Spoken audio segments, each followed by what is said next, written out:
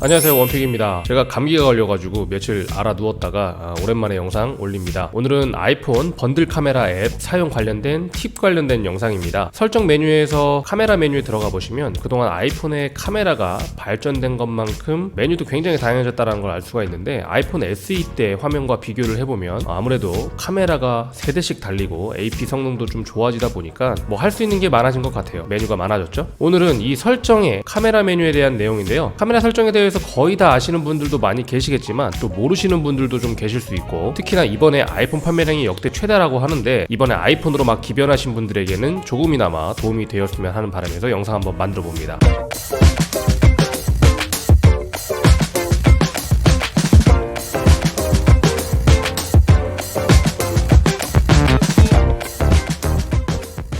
네, 첫 번째로 카메라 앱에 들어와 보시면 여러가지 설정이 보이는데요. 촬영 포맷 관련된 내용입니다. 고효율성과 높은 호환성 두 가지가 보이는데, 애플이 항상 직관적이고 보기 편하게 하려고 하는 건 좋은데 가끔 번역이 반대로 직관적이지 않을 때가 좀 있는 것 같아요. 이 메뉴도 그런데 아이폰을 쭉 써왔던 저도 가끔 보면 이게 헷갈려가지고 밑에 설명을 꼭 읽게 되더라고요. 간단히 말씀드려보면 고효율성은 포맷이 달라요. PC로 파일을 옮겨보시면 파일의 확장자명이 다릅니다. 반면에 높은 호환성은 즉 우리가 알고 있는 항상 봐오던 그 JPG 파일로 저장이 되는 거예요. 만약에 애플 기기, 특히 맥북 주로 이용하시는 분들은 호환성에서 전혀 문제가 되지 않기 때문에 저장 용량도 적고 이용하시는데 아무런 제약이 없는 고효율성으로 설정을 하셔도 무방합니다. 그렇지만 그런 분들 중에서도 예를 들어 사진 촬영 목적이 여러 명과 공동 작업을 한다거나 사진을 누군가에게 전송해줘야 된다라고 하면 상대방이나 다른 편집 환경에서 다 이 애플의 고효율성 확장자를 받아낼 수 있는 게 아니에요. 이거는 본인 사용 환경에 맞게 고르시면 되겠고요. 다만 주의할 점 한 가지는 4K 60프레임 촬영이나 슬로모션 240프레임 HDR 비디오 이용 시에는 반드시 고효율성을 이용하게 되어 있다는 거, 이것만 주의해 주시면 될 것 같습니다. 뭐 저는 애플 생태계를 갖춰놓고 쓰고 있지만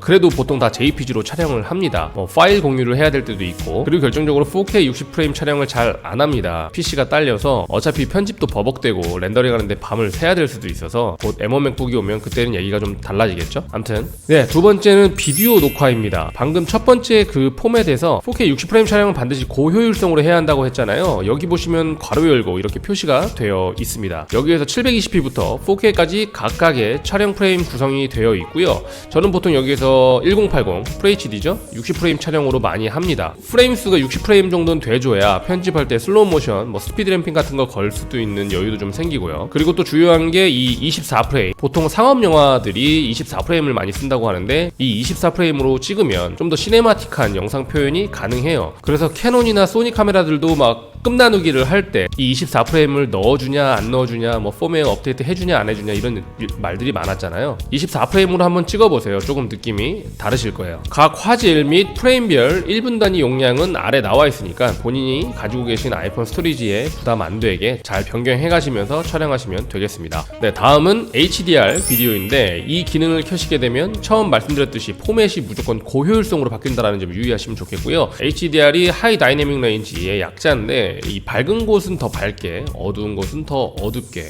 실제 우리가 눈으로 보는 것과 같이 이미지 합성을 통해서 가장 좋은 결과물을 보여주는 그런 기능입니다.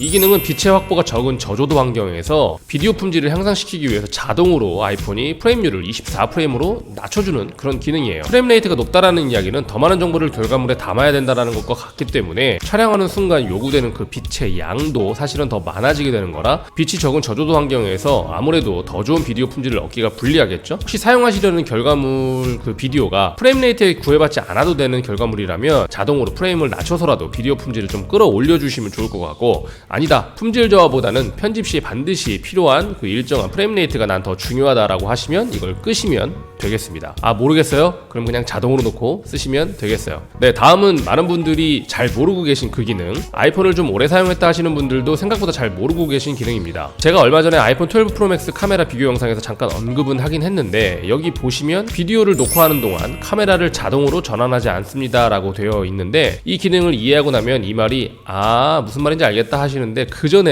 그전까지는 이게 뭔 소리야, 보여드리자면 카메라가 울트라 와이드, 와이드, 망원 이렇게 세 가지가 있잖아요. 버튼을 누를 때마다 각 초점거리에 해당하는 카메라로 전환이 됩니다. 이 상황에서 이 카메라 잠금 버튼이 활성화가 되면 촬영할 때 동영상 촬영을 시작하고 나면 이 초점거리 변경이 자유롭지 못하게 돼요. 줌 인은 되는데 줌 아웃은 안 되죠. 잠겨버리고 비활성화가 돼버려요. 반대로 카메라 잠금을 끄게 되면 줌인, 줌아웃 모두 가능해집니다. 다양한 초점거리를 변경해가면서 촬영을 하고 싶으신 분들은 이걸 끄고 사용하시는 걸 추천드리고요. 아무래도 울트라 와이드 변경되면 화질 저하가 좀 생기니까 결과물의 퀄리티가 일정 수준 유지돼야 하시는 분들, 혹시 촬영 중에 실수로 초점거리 변경이 일어날까봐 걱정되시는 분들은 이걸 켜놓고 사용하시면 되겠습니다. 상황에 맞게. 이거 절대 금 나누기 아닙니다. 설정 가능해요. 네, 그 다음은 슬로우 모션 녹화. FHD 120프레임과 240프레임이 있는데요. 프레임이 많아진다라는 건 그만큼 더 디테일한 순간을 더 많이 담을 수 있고, 영상 편집하시는 분들은 이 프레임 확보가 더 많을수록 편집에 있어서의 그 관용도가 넓어지는 거니까 촬영 목적에 맞게 결정하시면 될 것 같고요. 120에서 240으로 갈수록 용량은 당연히 커지게 되겠습니다. 그리고 다음은 스테레오 사운드입니다. 이게 예전에 오디오 줌이었나 이름이 그랬던 것 같은데 바뀌었어요. 이 기능을 켜고 비디오 녹화를 하게 되시면 결과물 영상에 촬영 시 그 수음됐던 방향성이 반영이 되는 겁니다. 아이폰을 제 입보다 오른쪽에 두고 촬영 녹화를 하면 아이폰 기준으로 왼쪽 볼륨 밸런스가 좀 더 높게 수음이 되는 것처럼. 네, 지금은 아이폰을 제 입보다 오른쪽에 놨습니다. 아이폰 기준으로 소리가 왼쪽에서 들리는 게 맞겠죠? 네, 지금은 스테레오 녹음 기능을 껐습니다. 소리가 어떻게 들리나요? 다르게 들리시나요? 동일하게 아이폰은 제 오른쪽에 있습니다. 좀 더 생생하고 촬영 시 어떤 수음의 방향성을 좀 가지고 싶다 하시면 켜시는 게 좋고요. 360도 동일하게 그냥 무난하게 일정하게 수음하고 싶다 하시면 꺼두는 게 좋고 그렇습니다. 네, 다음입니다. 설정 유지 기능인데요. 첫 번째로 보이는 게 카메라 모드입니다. 만약에 이 기능을 끄고 동영상 촬영하시다가 앱 종료시키시고 일정 시간 지난 뒤에 다시 카메라 앱을 켜시게 되면 리프레시가 돼서 기본값인 사진 촬영 모드로 돌아가게 됩니다. 근데 이게 싫다, 동영상으로 맞췄으면 그 다음에 켤 때도 동영상이어야 된다, 이런 분들은 이 기능을 켜주세요. 그러면 카메라 모드 설정이 계속 유지가 됩니다. 그리고 창의적 제어도 비슷한 개념인데요. 이거는 촬영 시 이렇게 화면을 슬라이드하면 메뉴가 나오는데 여기에서 노출값이랄지 화면 비율, 필터 이런 것들을 사용자가 지정한 대로 그대로 유지시켜 놓는 거죠. 이 기능을 끄고 사용하시게 되면 다음번 사용 시 모든 세팅이 본래 디폴트 값으로 돌아가게 됩니다. 노출 조절 역시 마찬가지로 이걸 켜주시게 되면 노출값 설정을 유지시켜주고 노출 조절기가 화면에 표시가 돼요. 그 다음은 라이브 포토 기능. 라이브 포토 기능은 보통 화면에서 보시는 이런 심볼인데 이걸 켜두게 되시면 모든 사진이 라이브 포토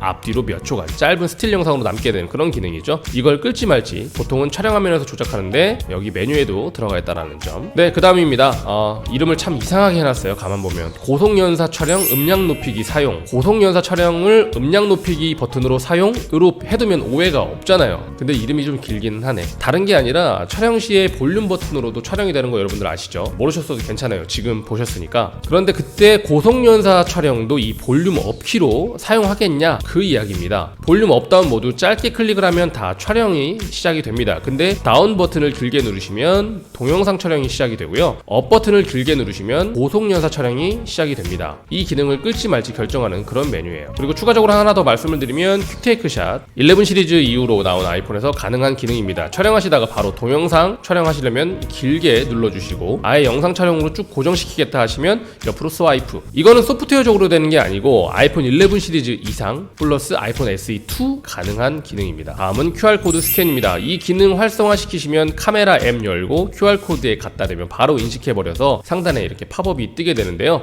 해당 URL로 연결할지 말지 그 기능에 관한 거니까 요즘은 좀 켜놓고 쓰는 게 더 편리하겠죠? 네, 다음입니다. 격자. 격자 기능은 아예 안 쓰시는 분들도 좀 계시겠지만 저는 꼭 켜놓습니다. 뭐 대충 찍지 하면 상관없는데 이 격자를 켜놓고 저처럼 인물 사진은 그래도 전체 사진 비율의 3분의 1 지점에 눈이나 얼굴을 맞춰야 한다라는 이런 강박을 가지고 사진을 찍는다거나 구도를 좀 중요하게 생각하시고 특히 컨텐츠 만드시는 분들은 이 수평 수직 잘 잡는 게 또 중요하잖아요. 저는 이 기능을 하도 오랫동안 켜놓고 사용을 해서 안 켜놓으면 좀 화면이 밍숭밍숭 하더라고요. 아무튼 이거 사용하시면 좀 더 디테일하게 구도 같은 거 잡으실 때 편리하다라는 점. 그 다음은 전면 카메라 좌우 방향 유지입니다. 셀카 여러분들 많이 찍으시잖아요. 사람 얼굴이 정중앙을 중심으로 좌우가 살짝 다르게 다르게 생겼다고 하는데 저는 특히 그게 심해요. 그래서 셀카 찍으면 찍은 그 방향 그대로 사진이 나와주면 제일 좋거든요. 찍은 방향 그대로 결과물이 나오길 원하신다면 이걸 켜주시면 바로 미러링 되듯이 방향이 안 바뀌고 사진이 나옵니다. 그 다음은 프레임 영역 확보기인데요. 이걸 먼저 꺼볼게요. 끄고 카메라 앱을 보면 실제로 촬영하는 그 프레임만 화면에 표시가 되고요. 이 렛터박스 부분에는 각종 인포메이션만 나오게 됩니다. 그런데 이걸 켜게 되면 방금 그 양쪽 렛터박스가 투명해지면서 프레임 영역 밖까지 볼 수 있게 되는 거죠. 실제 촬영하는 렌즈가 아닌 놀고 있는 다른 렌즈 중에 하나가 아마 이 부분을 담아내서 촬영 중 혹시나 미스될 수 있는 그 앵글의 정보를 좀 제공해 주려고 이 기능이 있는 건가 싶어요. 암튼 저희 아내는 이걸 켜놓고 쓰다가 이 투명한 부분까지 다 사진으로 나오는 줄 알고 착각을 해서 아이의 그 귀여운 순간을 막 급하게 찍었는데 정작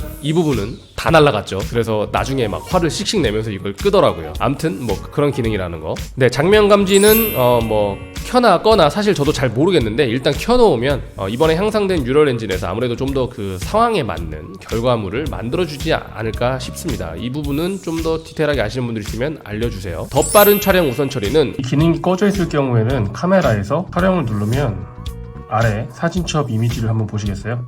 이 정도 속도로 찍힙니다.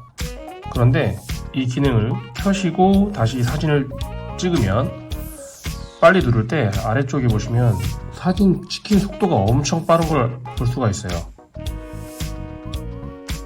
요 차이점인 것 같아요. 예, 다음은 렌즈 수정이고요. 울트라 와이드로 촬영을 하실 때 더 많은 화각을 담기 위해서 이 렌즈의 볼록함이 어쩔 수 없고 이 렌즈의 볼록함 때문에 사각지대로 갈수록 아무래도 사진에 왜곡이 생기기 마련인데 이것을 좀 개선시켜주는 기능이라고 보시면 되겠습니다. 네, 마지막으로 스마트 HDR인데요. 스마트 HDR을 켜시게 되면 사진 촬영하실 때 가장 잘 나온 부분들을 취합을 해서 아까 말씀드렸듯이 어두운 부분 더 어둡게, 밝은 부분은 더 밝게 우리가 눈으로 보는 것과 비슷한 이미지를 알아서 합성을 해서 만들어주는 그 기능을 활성화시키겠냐. 네, 오늘 뭐 이렇게 번들 카메라에 관련된 설정 가지고만 얘기를 했는데도 내용이 적지 않은 것 같고 생각보다 아이폰에서 스마트하게 제공하고 있는 기능들이 많은 것 같습니다. 아이폰 처음 사용하시는 분들 한번 좀 참고되셨으면 좋겠고요. 혹시 아이폰 오래 사용하셨더라도 모르고 계셨던 기능이 있었더라면 제 영상 보시고 도움되었길 바랍니다. 영상이 도움되셨다면 구독과 좋아요 눌러주시고요. 알림 설정까지 부탁드리겠습니다. 저는 또 다른 영상으로 찾아뵙도록 하겠습니다. 감사합니다. 원픽이었습니다.